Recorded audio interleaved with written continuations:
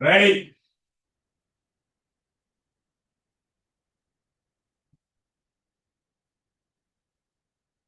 はい。お願いします。はい。はい。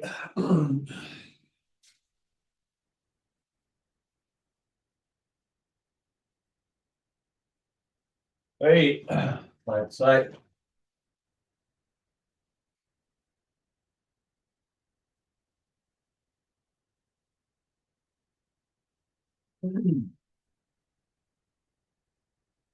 はい。Keep the shoulders.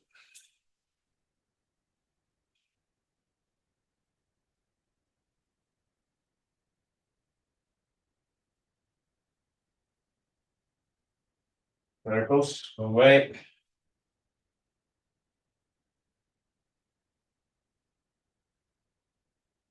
Good away.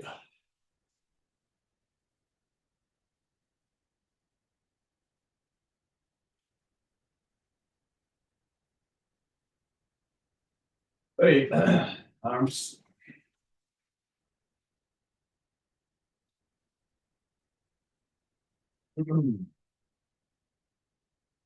And back.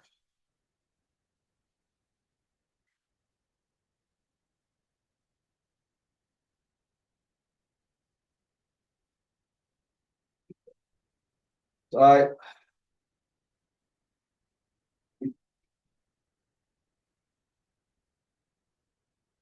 はい。Cross. Side. Cross. Open and close. Good.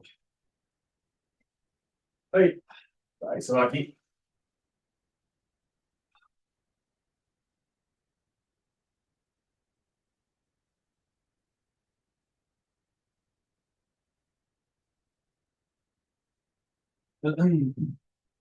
反対。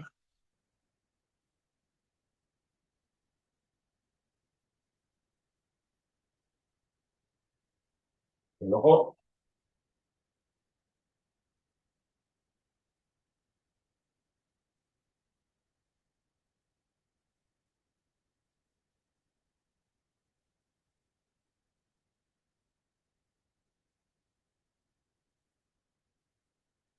ベンチ。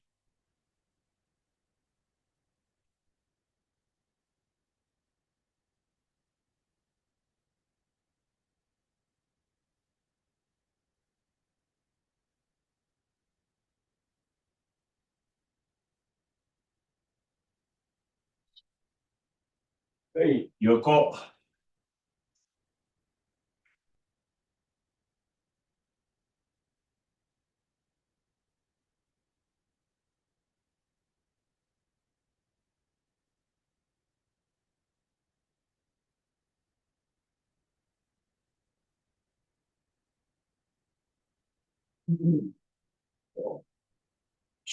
右。こう。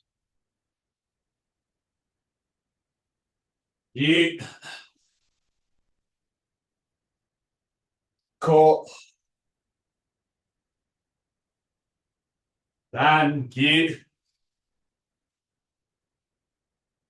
こう。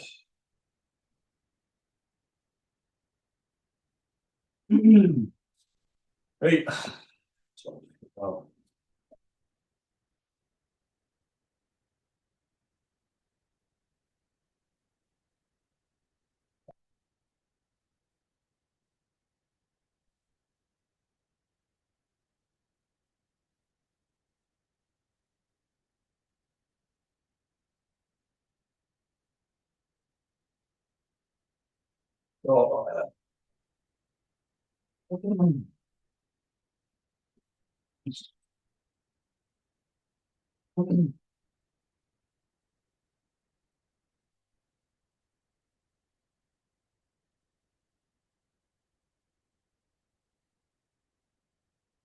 Eat side.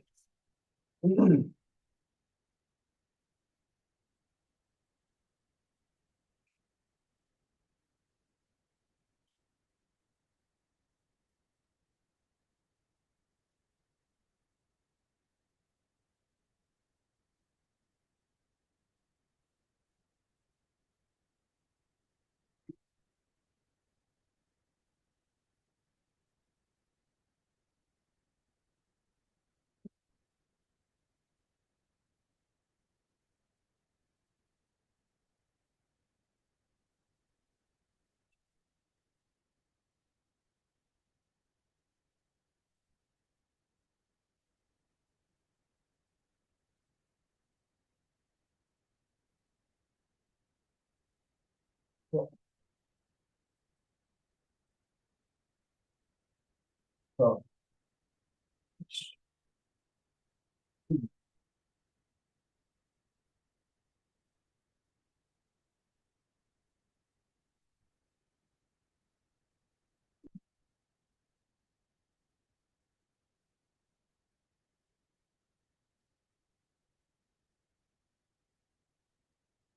Hey, and body waves over your toe, from your ankles to your tippy toes, and raise your arms, swing your backwards and forward.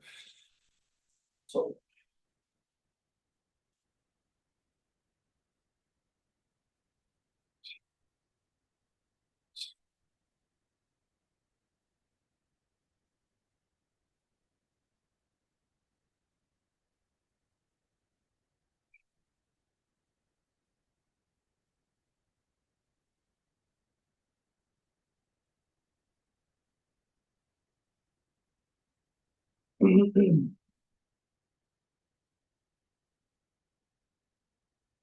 oh, and up, forward, down.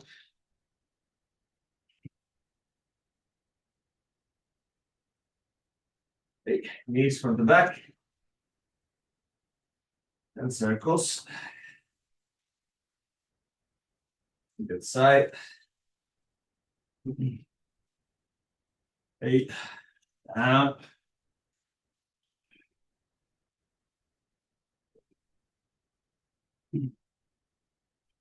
Toes.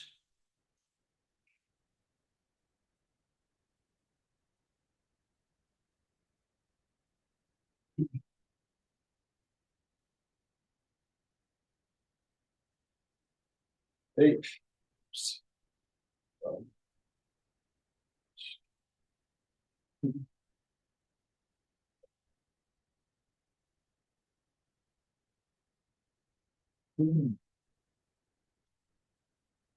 Oh, lowering.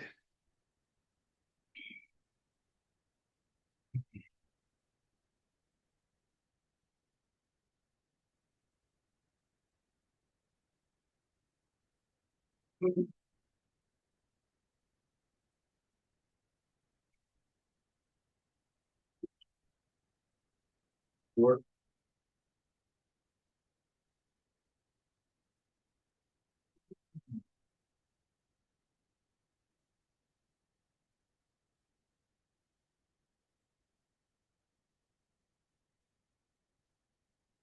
Up. Down. And really jump to the front. The back. Side. And to the other side. Hips up. Hips down. Really jump to the front. Back. Side. Inside. Up. Fine. And hips.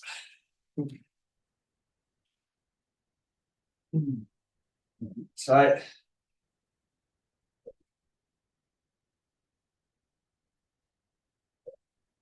And your legs.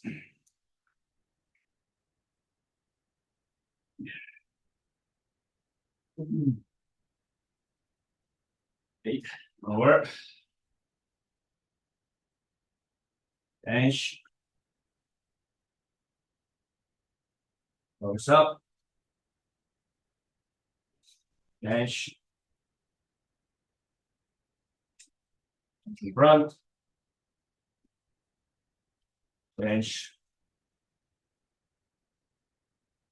One more time. Bench. 3. Side. Opening to one side. Open to the other side. Legs. Elbows down. Right. Forward. And back. Forward. Hips up. Hips out. Hips up. Down. Hips up. Hips out. And back.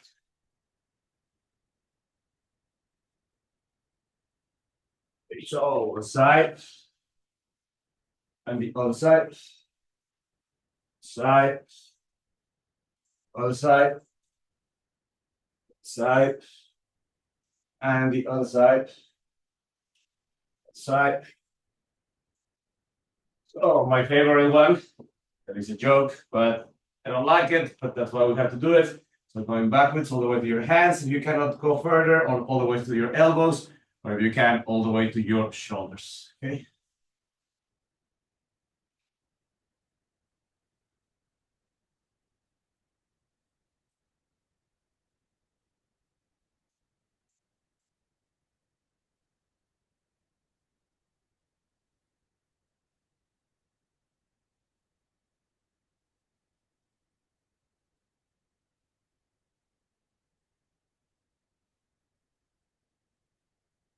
Ready, coming up. And front stretch. All right. So these the last few days I've been good news that the training, the strength and conditioning training program that we are working with Coach James Valentine is coming together pretty close.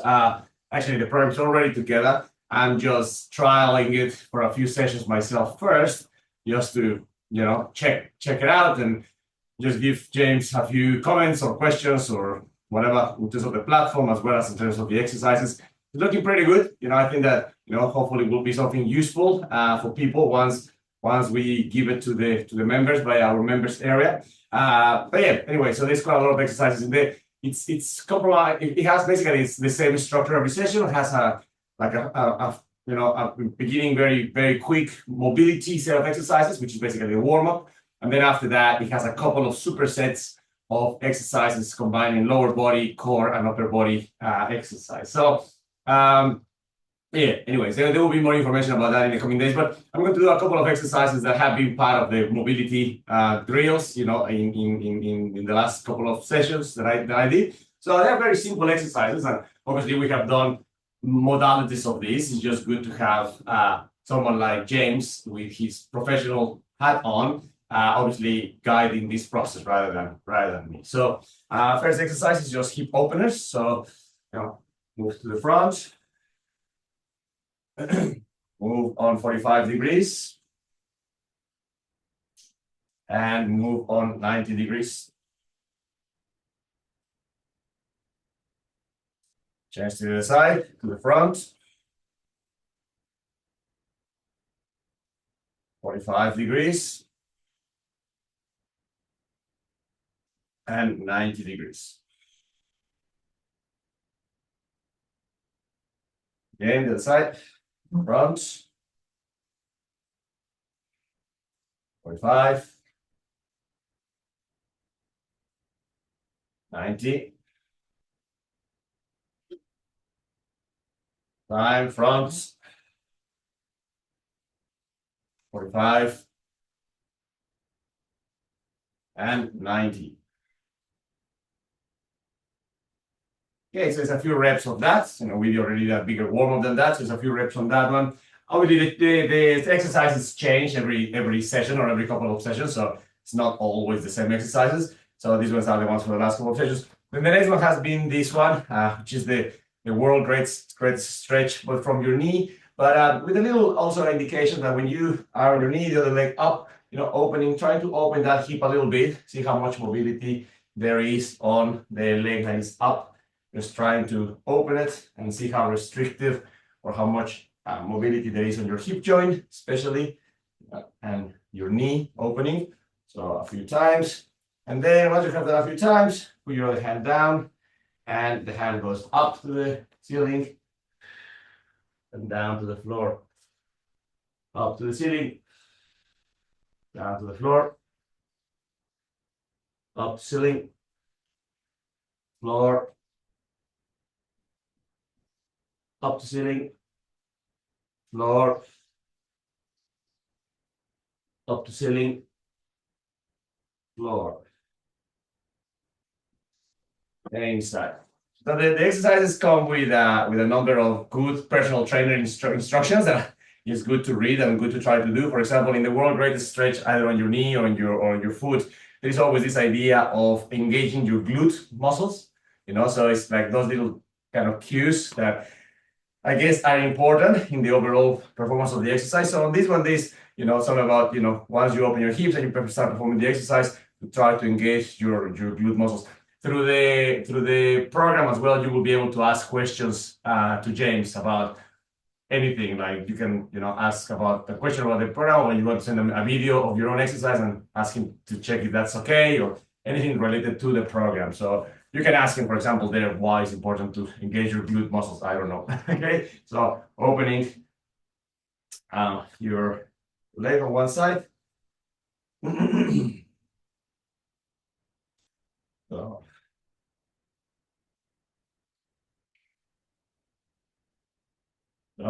put hands down, engage glute muscles, and up and down, up, down, up, down, up, down, up, down, and relax. All right, so now let's just do a little sequence of upper body, core, and lower body. The upper body and lower body exercises, well, all of them are familiar to us. None of these, the core exercises are very familiar to us, but they are part of the program. But there is a little cue on the core exercise that is it's in the instructions of the exercise, which is an important thing to pay attention. But we'll get there with. So the first one, for the upper body, they just do the push-ups. When we go forward, down, up, and back. Okay, so you can do this on your knees if you're not very good. Otherwise, you can do them on your toes and just push yourself forward, do the push-up, put yourself back, and come back again. Okay, so dynamic push-ups going forward. Okay, so hands up, push your hips back, pushing forward, down, 1, 2, 3, 4, 5, 6, 7, 8, 9, 10.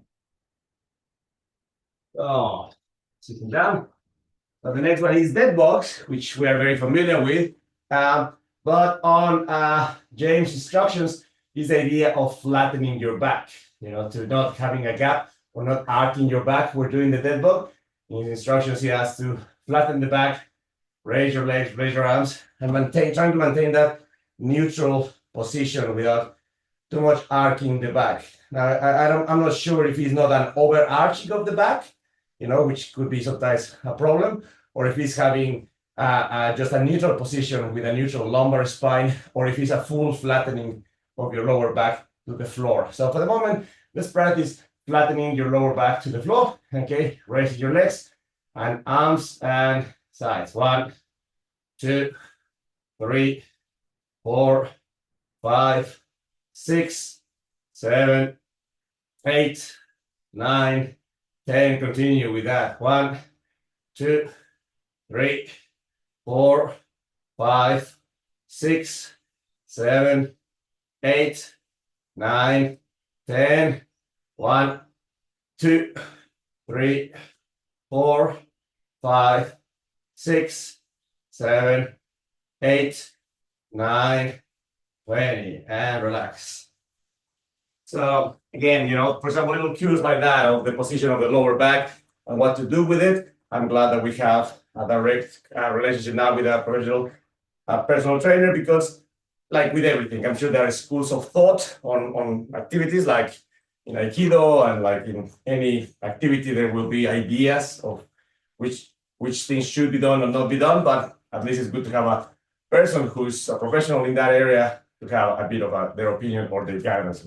All right, last one will be squats with plyometrics, so with a little jump at the end. So just squat with a plyometric jump at the end. Okay, so 1, 2, 3, 4, 5, 6, 7, 8, 9, 10, 1, 2, 3, 4, 5, 6, 7, 8, 9, 10. So, okay. All right.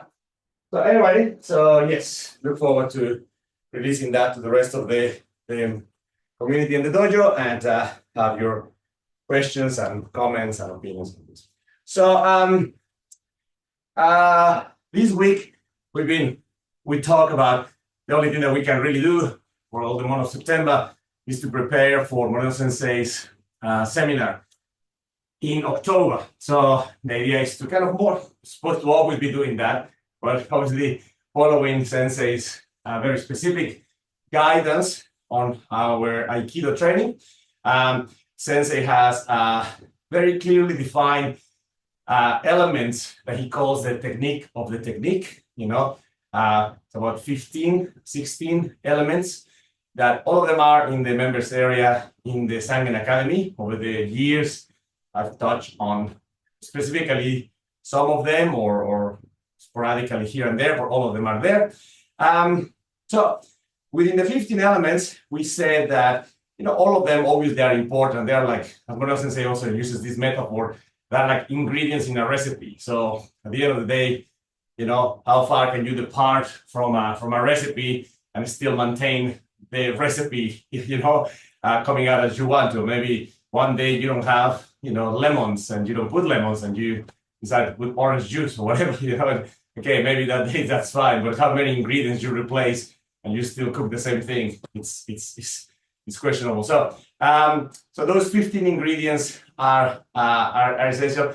Out of those 15, there are 3 that I have always told people that are super important, especially in Moreno Sensei understanding and application of Aikido. Obviously, one of them has to do with timing of interaction, and the timing that we know in our dojo that we try to practice is the timing of being ahead or anticipation, or leading any of these ideas, which is the timing of sen no sen. So timing is essential.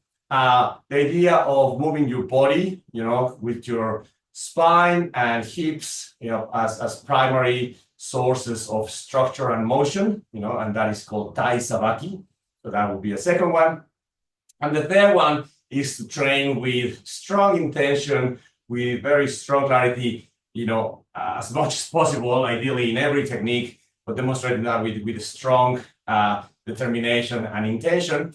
That can be called as Kokyu Ryoku, the power of breathing. And again, sometimes it's breathing as the actual mechanical or systematic element of using breathing correctly, but sometimes it manifests just by the strong intention that you put on an action or a technique. Okay, so yes, there is the whole Kokyu Ho, Kokyu Ryoku, and Kokyu Dosa concepts, which is important as a breathing system. But it's also about the intensity and focus that you put on your technique. So your timing, correct body movement, and intensity of technique are 3 fundamental characteristics of Moreno Sensei's teaching on his Aikido. And that's something that are non-negotiables almost, None of these techniques of the technique are negotiable, but these 3 in particular are non-negotiable. Anyway, again, now what I'm going to explain is also non-negotiable, but it's more difficult to have. Apart from that, this week, we were looking a lot on Kuzushi, on the concept of Kuzushi. So basically, the concept of breaking your partner's balance in order to affect, the technique. It should be a non-negotiable because technically, a technique cannot be effectively and efficiently applied if a person is not out of balance. Having said that, though, sometimes the conventions of practice, dispose of this. Why? Because we as uke are super cooperative, so we just move whenever my partner moves. So therefore, it doesn't really matter if we were on Kuzushi or not. I'm just going to follow, or flow. So we are hyper cooperative in the activity. So that's one option. That's one case that we need to be a bit aware of when we are being too cooperative and doing the job instead of Nage doing the job. And the second one is when we are bigger or stronger than my partner, because then that means I can just drag my partner into position, regardless if I broke their balance or not. But that has to do with, with strength differences. If I am bigger and heavier and stronger than my partner, I may be able to drag them into position. When it's the turn of my partner will struggle because they will not be able to drag me into position. But it will be a problem for Kuzushi. So hyper-cooperative relationships, dispose of Kuzushi because it's not necessary. You will move regardless. And height, weight, strength differences may dispose with Kuzushi because the bigger person will need it, just drag the other person. So that's why it should be a non-negotiable, but it becomes very rare because of these two features that happen a lot in training. Okay, so how do we define Kuzushi? Kuzushi is basically any time when your spine is displaced, in any direction, front, back, sides, or the obvious diagonals, in action. So when your spine mostly gets displaced into any directions, or when your hips are uprooted from the ground, right? Anytime that your hips are lifted up in excess, you are up in your toes or something like that, and you become unbalanced. So, displacement of spine in any direction or uprooting of hips is basically what most of the time creates Kuzushi. So we need to be aware that we are doing or attempting to do some of those things to our uke,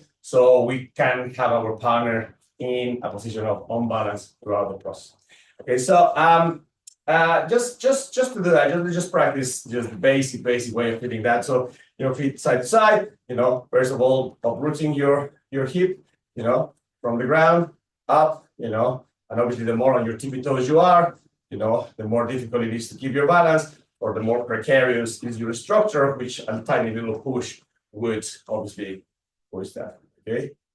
The opposite of that is obviously to be grounded into that position, establishing a more stronger base of your hips. Still precarious because of the structure of our body, but at least you're not on your tippy toes. Okay, so on your tippy toes, lower and sinking. On your tippy toes, lower and sinking.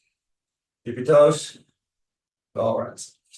Okay, so now displacement of your spine, to one direction, to one side, displacement of your spine, to the other side, displacement of your spine, the way forward, displacement of the spine on the way back, and one diagonal, to another diagonal, to one the back diagonal, and to the other back, right? So anyway, so those are the attempts, to do that.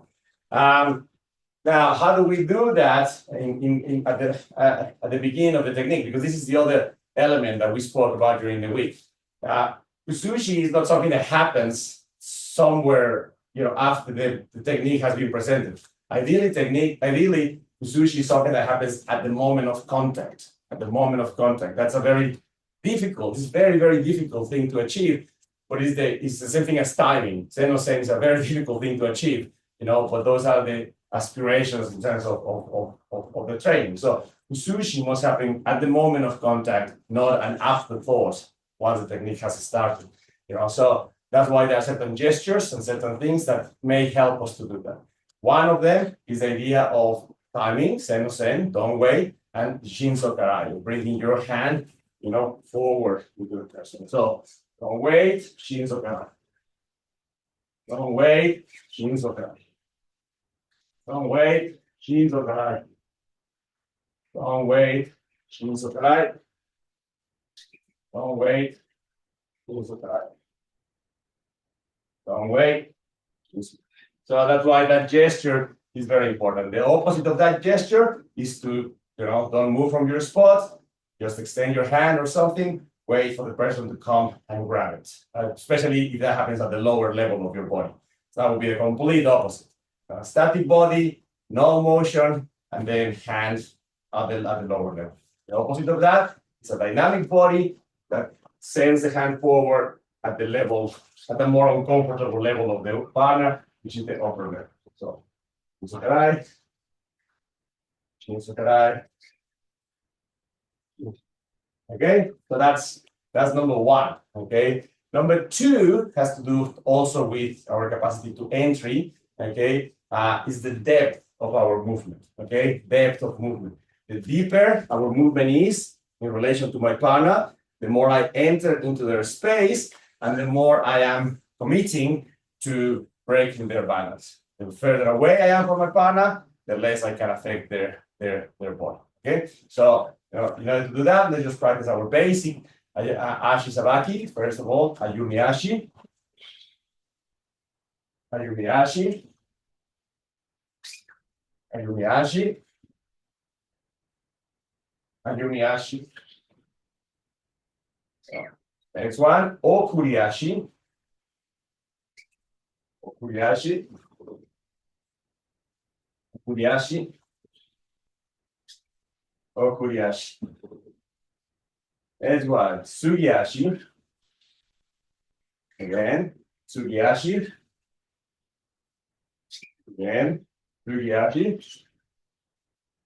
Again, Sugiashi. Okay, side. Sugiashi. Sugiashi. Sugiashi. Sugiashi. So in all of those cases, those are basically our basic footwork. So those footworks must ask us to kind of close the gap between us and our partner when the distance has been broken, the mind has been broken, and then try to be as deep as possible in our entry, mote or ura, in order to have an effect on my partner's space and try to maximize the kuzushi that happens because of that. So, Shinzo karai is one way, of presenting ourselves and creating some disturbance in our partner. The depth of our movement is another way to do that. If we like that, it will be problematic.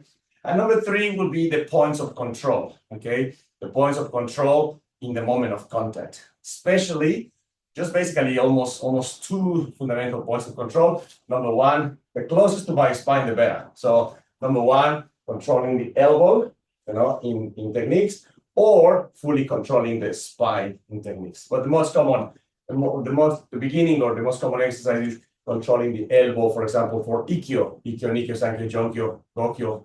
All the katame wasas rely on the full control of the elbow with ideally both hands, except maybe Gokyo, okay, which is quite advanced by then, okay, but the control of the elbow with both hands. So in order to do that, we're going to enter, put our hands together, visualizing as if we were, at the level of my partner's elbow, controlling the elbow with both hands. Okay, here side, enter, hands together, elbow control.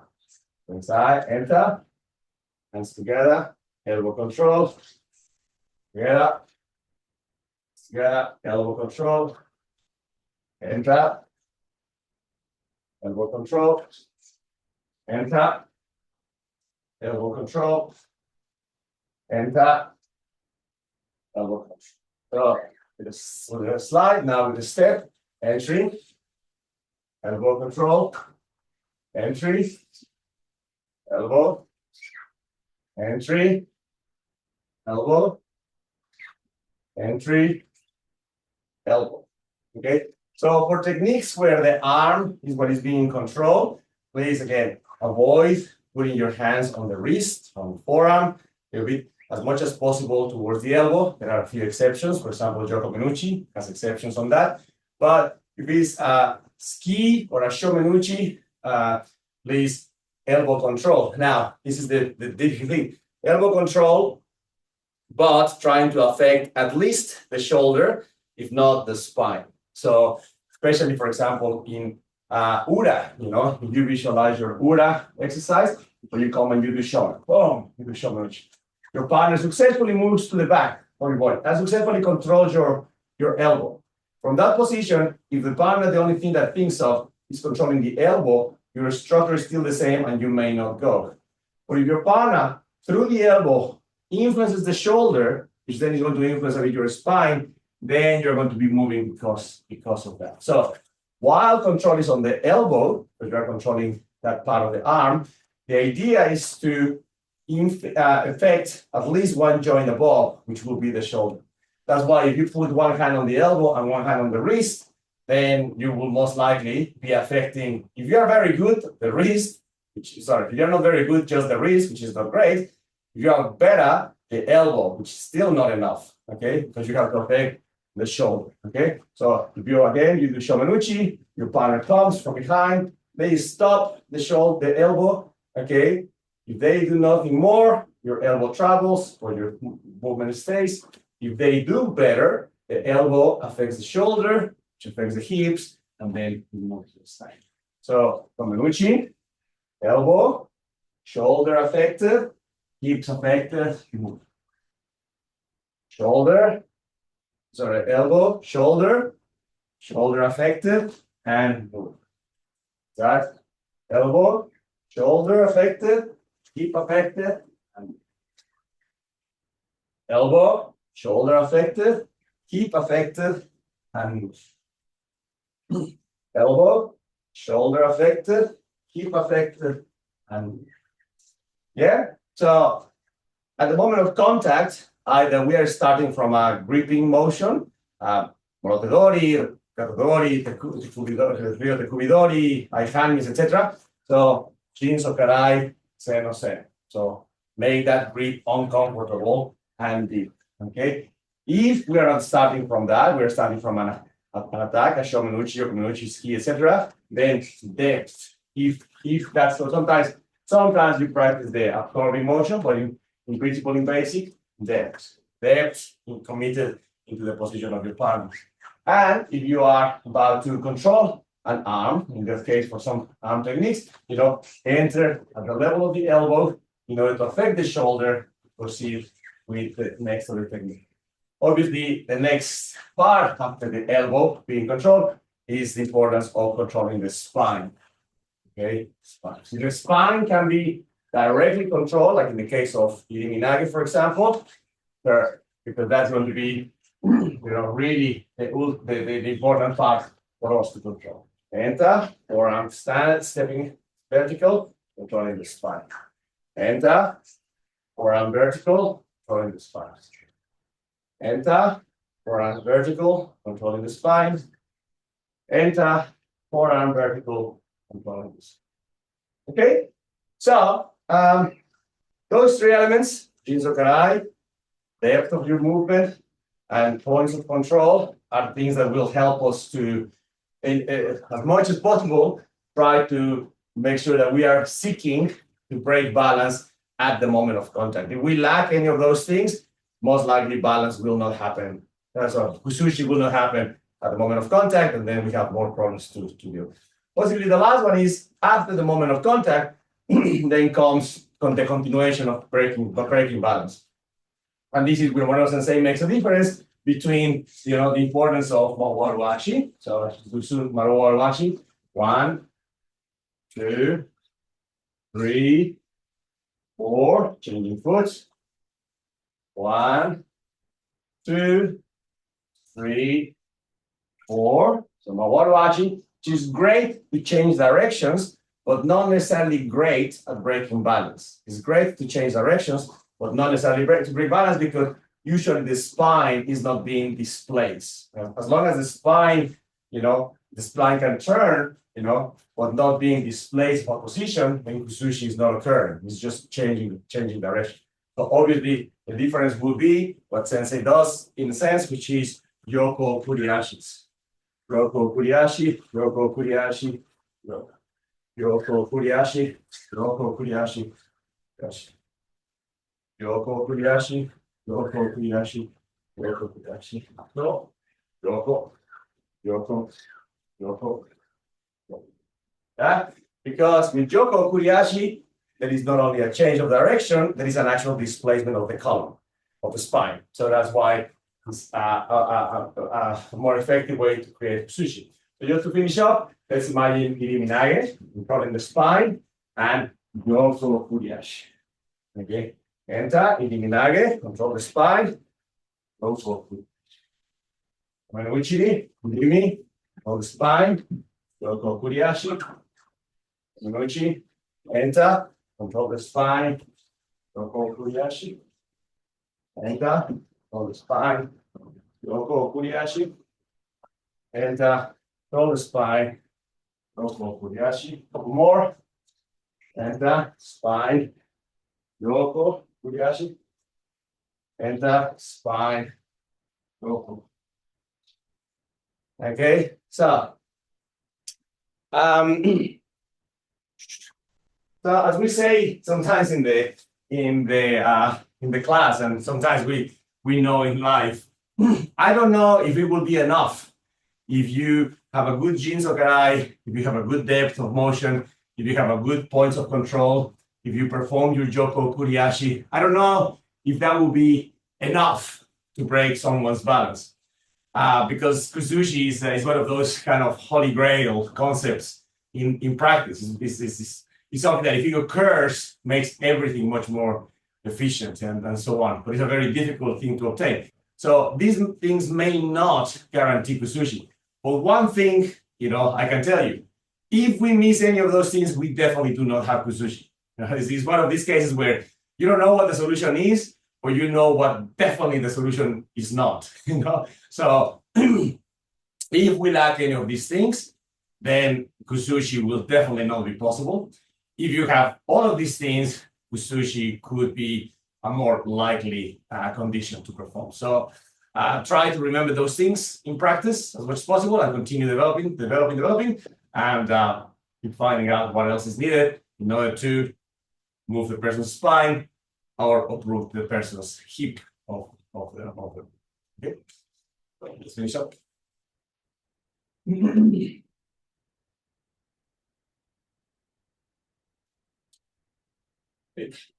Right.